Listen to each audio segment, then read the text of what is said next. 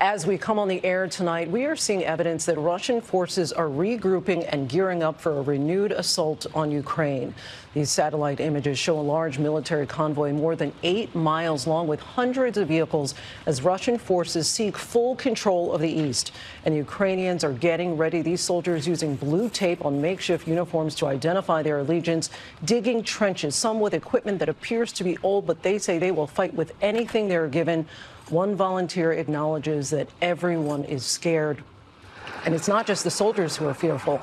Thousands made it out through humanitarian corridors this weekend, many waiting for days to be able to leave, being told to flee the east before the expected onslaught. Today, a Russian airstrike destroyed the airport in the key industrial city of Dnipro. You can see the smoke rising in the distance there.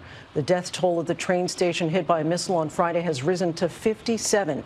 Officials are working to preserve the evidence for a war crimes investigation. And we're learning more now about the Russian general who's in charge, his disturbing record from the war in Syria. ABC senior national correspondent Terry Moran leads us off tonight from Lviv. Tonight, this dire warning from a top government official in eastern Ukraine. Evacuate before it's too late. Make the most important decision of your life.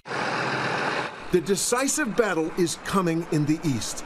New satellite images show a Russian military column, hundreds of tanks, mobile artillery, and other vehicles extending at least 8 miles heading east as Russia masses forces there. Military analysts say Russia is preparing for a major offensive, driving from territory they control in the east westward towards Izium, Sloviansk, and ultimately the strategic city of Dnipro, where today a Russian airstrike destroyed the international airport. You can see the smoke rising in the distance. Ukrainians on the eastern front lines are digging in. Many of them, like Vandal, are volunteers working with the Ukrainian Defense Forces to ready trenches, tanks, even uniforms. Everybody a bit scared. That's normal, that's war. Nobody sure he will return to home. Yeah, nobody sure he will see them, his family, his girlfriend and others. So everybody a bit scared. And they are right to be.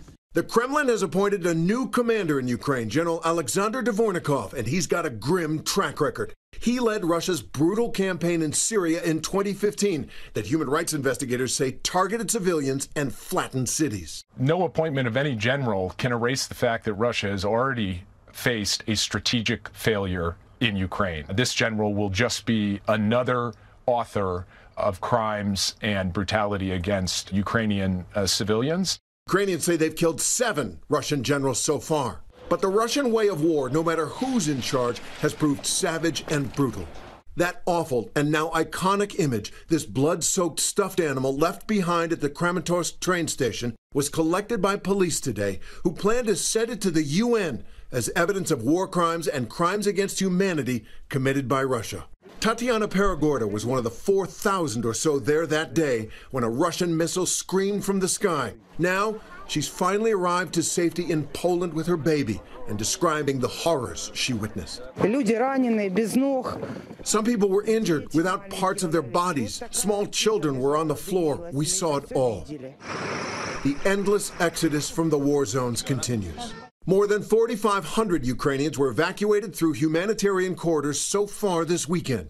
And Ukraine's prosecutor general says more than 1,200 bodies have been found in the Kyiv region since the war began. That number is still rising. Today, local police in Buzova discovered this grave and the bodies of at least 2 civilians.